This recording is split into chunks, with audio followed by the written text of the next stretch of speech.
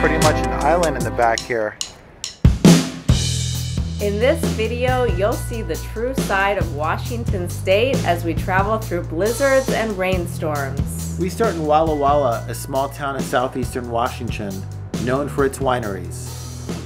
We then head to the opposite side of the state, to the Emerald City of Seattle, as well as Washington's majestic coastline and Olympic National Park. We are in the Enchanted Forest. Reason, you know the history. He has blood on his hands.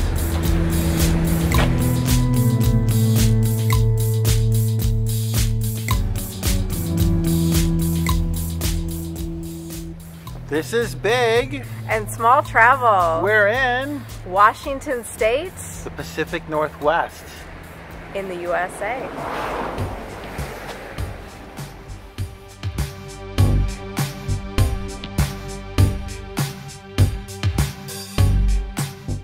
You're going to see us go from the eastern part of the state all the way to the coast. That includes Aberdeen, the birthplace of Kurt Cobain, and the state capital of Olympia. So in this video, we're not only going to cover the natural beauty of Washington, we'll also cover the extensive music history and attractions in Washington State from not only Seattle, but Olympia and Aberdeen, Washington.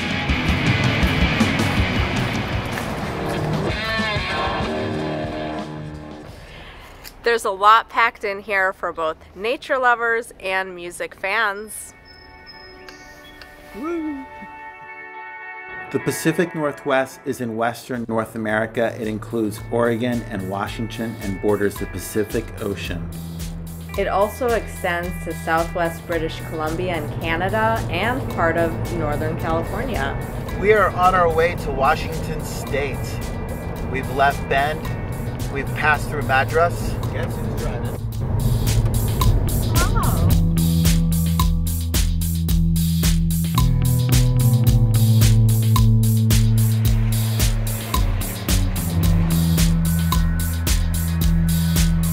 Road Queen. Walla Walla is known for its growing wine industry and the famous Walla Walla sweet onion, Walla Walla, which has evolved from a seed that originally came from Corsica. This small town is located in the southeastern part of Washington, right next to the border with Oregon. As you can see, we arrived to a blizzard. They were digging out.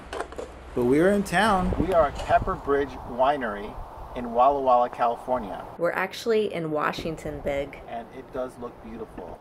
A snowy Washington that only big and small could make fun. And you see the vineyard here, and those are the Blue Mountains between Washington and Oregon State. It is a winter wonderland in eastern Washington State, near the town of Touche. We stayed about a half an hour outside of Walla Walla in a cozy B&B called Cameo Heights Mansion. The rooms are themed by country, from the UK to Italy to Greece. We stayed in the English Tudor. We especially enjoyed the private hot tub.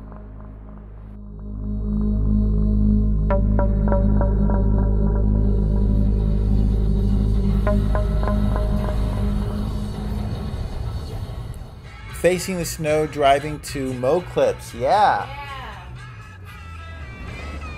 We are in a town called Mo Clips, and it's on the Washington coast in the Olympic National Forest area. We're staying right by the beach, so we're gonna check out the beach. First time look. There's a lot of dunes around here, sand dunes, and an enchanted forest that we're very near, so we're gonna check that out as well. This is like a huge expanse of sand.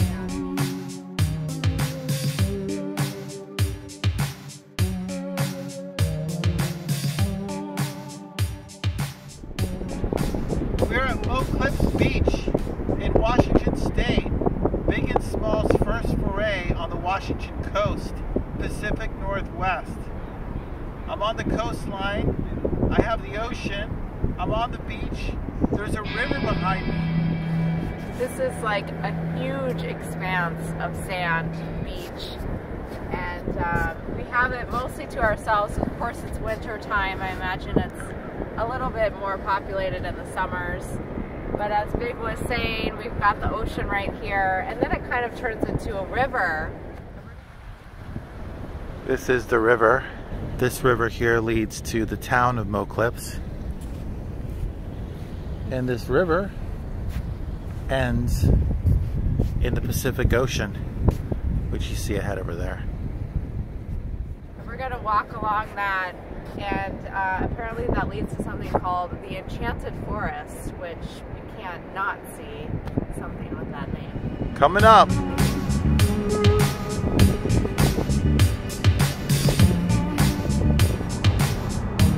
Olympic National Park. We're headed into the rainforest, and look, oh, there's gas. We actually need gas. Look who's driving. That's big. This is an Indian reservation that we're in right now. Quinoa. Turn right onto 93,400 South Shore Road. This is the Quinoa Lake. This lake here in Washington State, where we are, is part of the Indian reservation by the same name, the Quinoa Indian Reservation.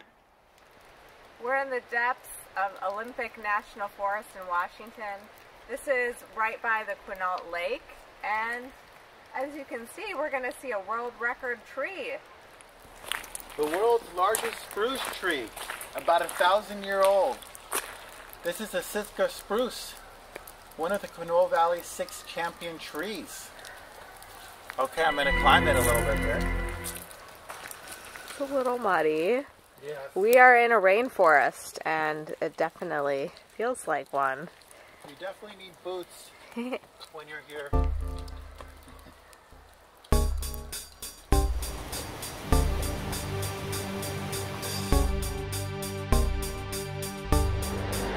This is Ruby Beach. This is about an hour south of Rialto Beach on the Washington coast. Big and small, love and try to do as much as we can. As many things to do as possible. But as of now, this is as far north as we'll go on the Washington coast.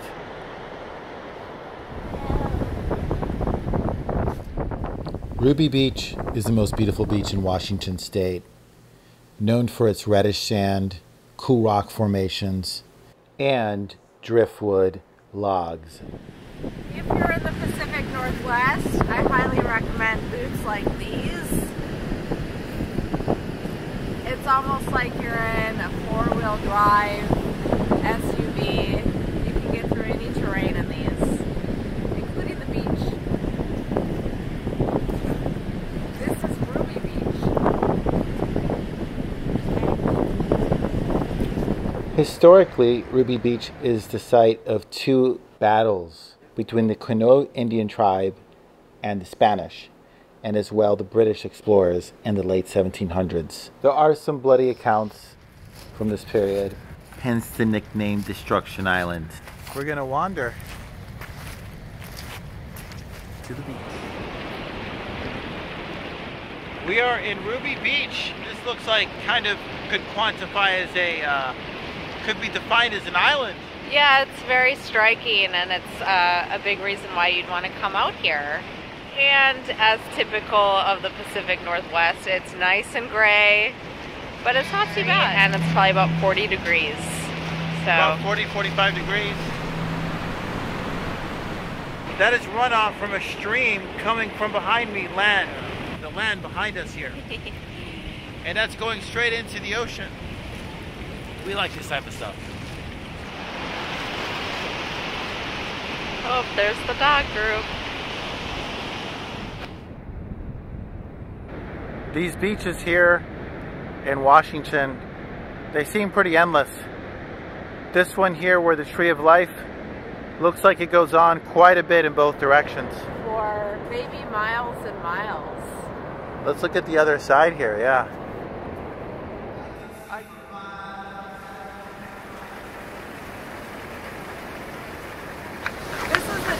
life, which is a great term for it because it's holding on for dear life to the ground. It's like on its fingertips, the tree here. I'm guessing just from a lot of erosion. And as you see, we're literally under the tree here. The cool thing about Oregon and Washington State and the Pacific Northwest in general, a lot of these natural attractions are not really well marked to get within it. That's the nice thing about being in this part of the country. You could say the lack of organization.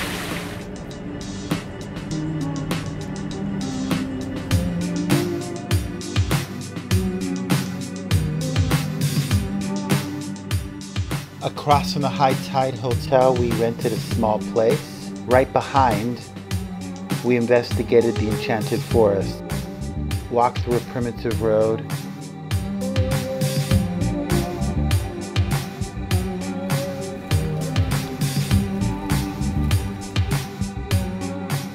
We were near the Quinoa Rainforest, which is a temperate rainforest and part of the Olympic National Park. Take a look. So the Pacific Northwest has a reputation for being very gray, which it is. But there's also a lot of lushness out here. I mean, these are rainforests. Very green.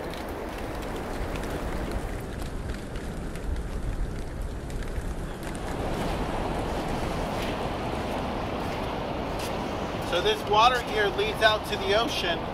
We just walked through what looked like a little rainforest, and now it looks like marshland. And everywhere it's just wet, moist. That's the ocean over there.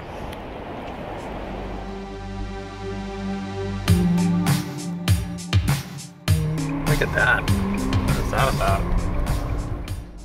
This is Pacific Beach, another really tiny town along the Pacific. Very small, very rural. A real slice of Americana.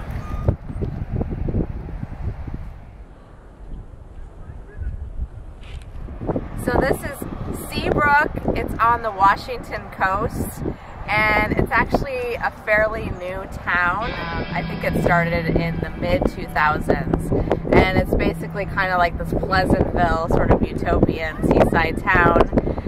Everything is meant to be within a 5-minute walk. You have the beach down below us. It's all these colonial homes. Most of them are vacation rentals. I think probably a lot of Seattleites come here. We're about 2.5 hours from Seattle.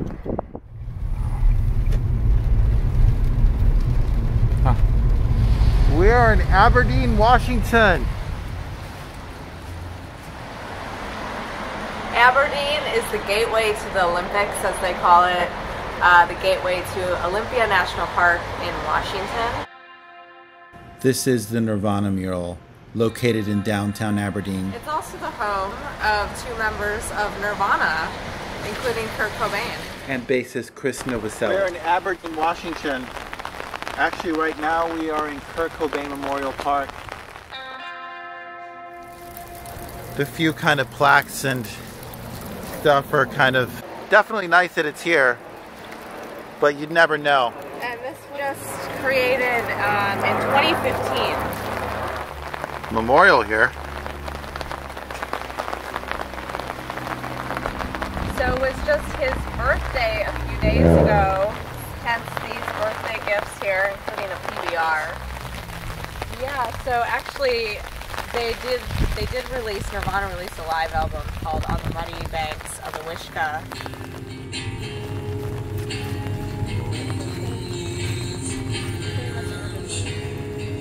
This is the Wishkah, and it is very muddy. Yeah, look at that. And this bridge here is where he got inspiration for his song, Something in the Way. Big and small, huge Nirvana fans, but we remember the 1990s. And Kurt Cobain was definitely the 1990s, and Nirvana, of course. We drove by Kurt Cobain's childhood home. He lived here between 1968 and 1984.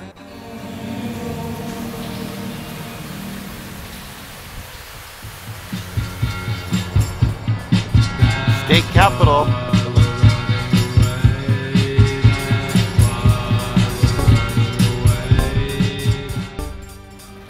are in Olympia, Washington.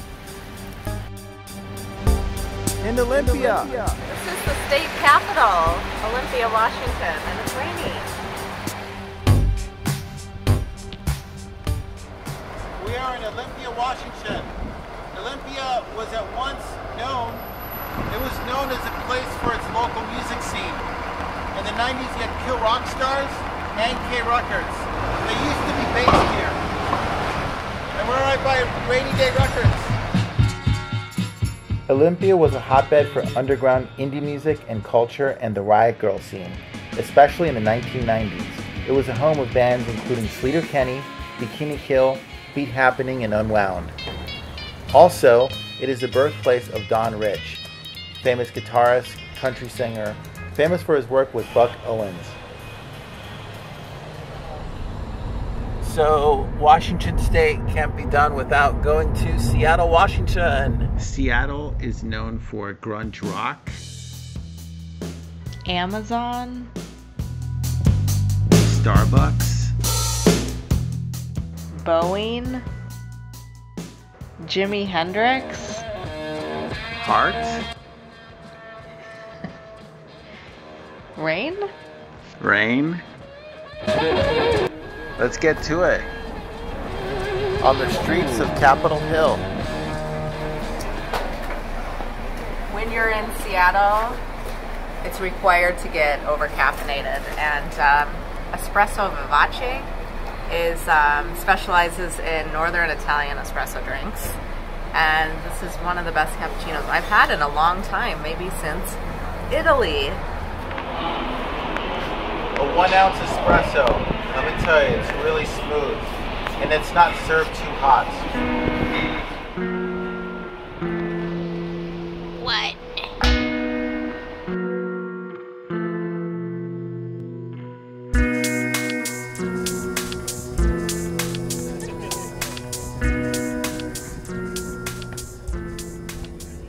This is Kerry Park in Seattle, and this is probably one of the best views of the city. You can see the Space Needle behind me, and a big mountain. So it's very close. Mount Rainier.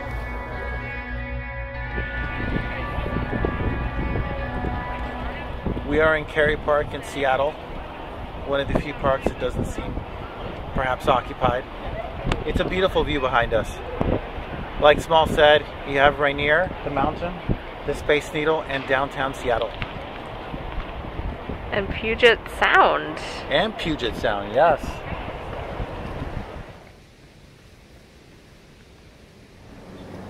The Space Needle of Seattle, built in 1961 or around, to commemorate the space age and the future time. And in 2021 still looks pretty futuristic. The Space Needle is a popular tourist attraction. It does cost money, but you'll see some views of Seattle.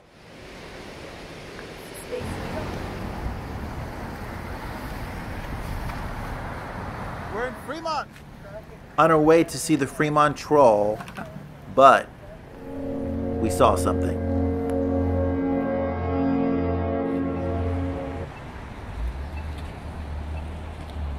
The most controversial statue in Fremont. This is Lenin. This is here as a reminder of the horrible things he has done.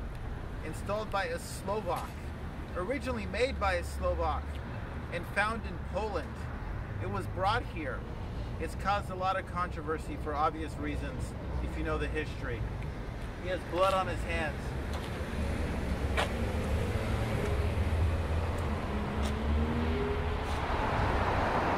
We are at the corner of Troll Avenue in Fremont in Seattle, but I have a slice of history behind me. This is part of the Berlin Wall. This is Ampoman. You will find him in East Berlin, former East Berlin, but we're not talking about that right now. So why is there a slice of the Berlin Wall in Seattle? Well, Boeing is based here in Seattle, and Boeing played a role in the Berlin airlift in 1948, so this is kind of commemorating that, and part of the Berlin Wall, all the way in Seattle.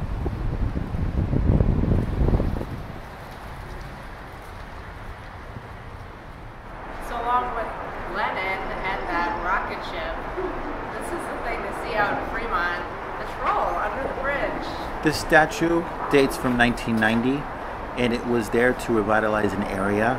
Also, this area is known for troll sightings in the past. The striking glass, steel, and concrete structure is the Seattle Public Library. It opened in 2004 and is recognizable. On our way to Capitol Hill. Right here in the heart of Capitol Hill is the Jimi Hendrix statue.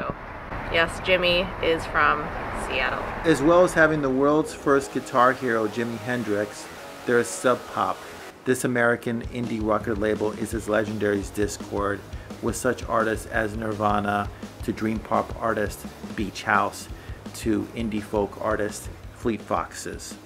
And of course, we can't forget about Seattle's hugely influential alternative rock and grunge scene, led by bands like Pearl Jam, Alice in Chains, and of course Soundgarden, whose late frontman Chris Cornell is now honored with a statue in front of the Museum of Pop Culture near the Space Needle. As well, it doesn't end there. KEXP, a public radio station in Seattle specializing in alternative and indie rock, and great live radio shows featuring bands that you can watch online.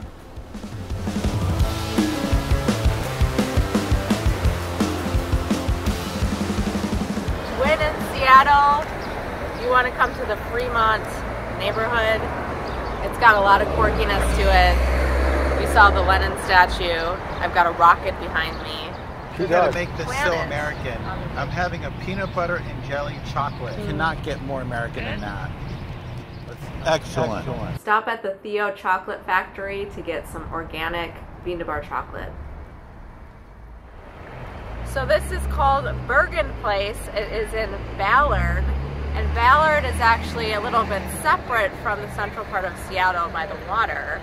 And originally it was the Shilshu Amish that were here. There was a ton of salmon. And then when the Europeans came over, this became a big hub for Scandinavian people, hence the name Bergen Place. We are in Ballard. Well, the exact stats are debatable. Seattle has the third highest homeless population of any U.S. city, and it's a growing crisis that is visible in nearly every neighborhood. According to the Seattle Times, tents in Seattle Center have increased more than 50% during the pandemic. This is a growing issue we feel needs to be addressed in any Seattle travel guide. This is the neighborhood of Queen Anne in Seattle, and it's called that because of the architecture. So you'll see a lot of the Queen Anne houses here. After many Seattle visits, visiting other areas like White Center seemed like a good idea to get out of the usual Seattle areas.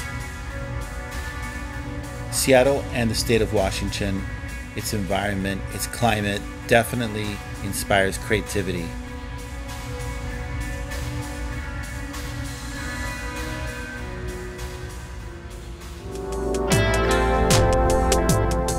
Thank you for watching. Let us know what you like about Washington State, and please subscribe. And don't forget to click the bell to get all of our updates. Thank you. Ciao.